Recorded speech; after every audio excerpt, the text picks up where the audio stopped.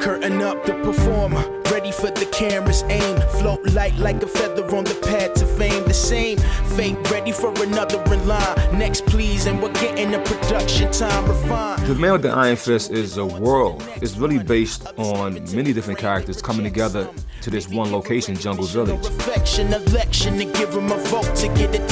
There's a shipment of gold that's coming through the village, and there are certain people in the Lion Clan that are plotting to take it. Everybody wants to get this gold. Clamoring to get a shot at the next best. Warlords and sub-warlords and gangs and clans who really don't care less about the urchin children, and if there's wealth to be spread around, they want it to come to them. There's a lot of gold involved, and there's a lot of power at stake.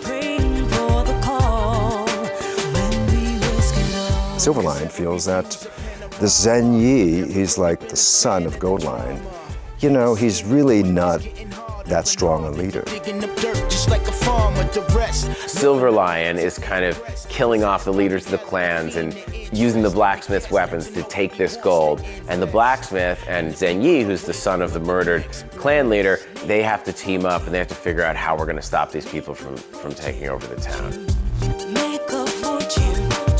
Literally nobody can grab him, nobody can touch him. The only way to beat him is, to deflect the blades, and very few people can do that. Some pleasure before business? You a business? The great mind of Quentin Tarantino is the godfather of the project. The fast track back into the start of the game and change. Eli Roth, my buddy who helped me pin it to fascination level. Great actors, one of the best actors in the world living, Russell Crowe. It doesn't have to be that way. Russell came into the show and he went, look, boys, I don't really do movies like this, to be honest. It doesn't have to be that way at all. It's just not my thing, I mean, my knowledge of that stuff sort of begins and ends with Bruce Lee films, really.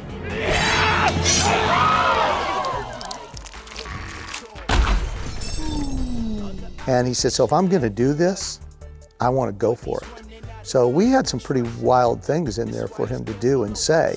And he looked at him and it was like, not wild enough, not intense enough, not crazy enough. Call it gratuity. It's some sort of combination of Prussian cavalry officer. I always take a gun to a knife fight. Clint Eastwood and Dirty Harry. The outlaw Josie Wales and the latter work of Orson Welles, I suppose.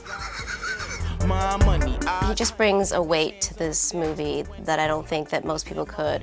And he's come into it also, like me, without really knowing much of what's going on. Here in Jungle Village, we'll see who's left standing and who's on their knees. She is the madam of this brothel of all of her girls that she takes care of, and all the men that come through this area come and stop here to drink and carouse and, basically get laid.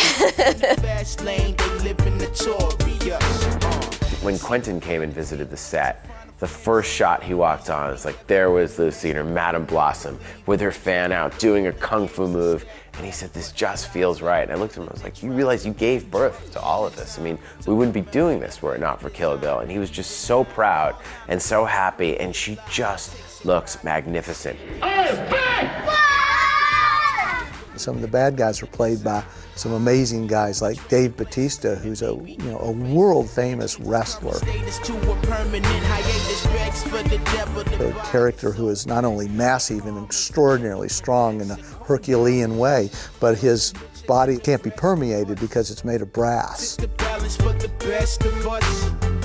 If you break Brass Body down, what he is really is a mercenary. What he wants is money, and he will do anything for money. I thought your clan was extinct. My clan is extinct. I killed them. Part of the fun of the movie is watching all these different characters drifting through, some of whom are good, some of whom are bad, and sort of revealing who is truly bad and who is maybe just pretending to be bad and maybe who's just crazy or who's bad and who's badass.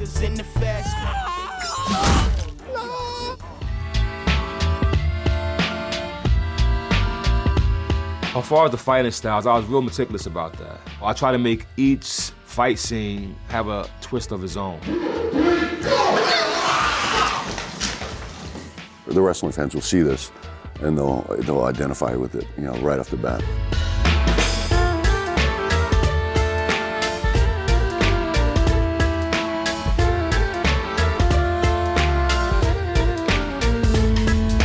I love that there's no time reference. I love that it's, you know, it's sort of set in the 1800s, but there's so many modern components to it, and I think that's what makes it so special. I think he's really creating something very different.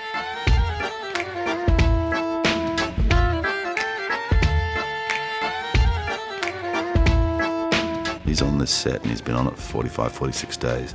He still has the respect of the crew. They listen when he talks and they do exactly what he says. He did it. He made his day. Made my day. Shit, got 50 more to make, but I'm working on it. I'm working on it. He knew every person in this world, what their weapon was, when they got it, where it was derived from. And from that, you know, it spun off a whole bunch of ideas that I had. And we really just tried to combine them and come up with something that would be modern and fresh. He was at the forefront of the hip-hop industry, and having known him and seeing him over the years, I trusted in him and believed in him as an artist.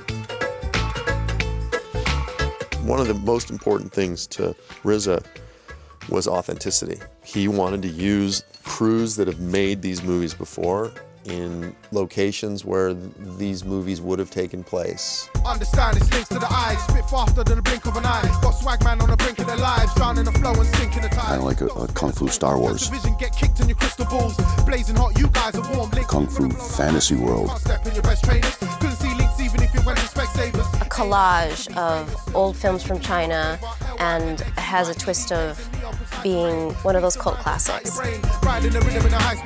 Part Kung Fu movie, part fantasy movie, all these things combined, and some aspects of it are very much spaghetti western. My idea was to make a universe that the audience could lose themselves in.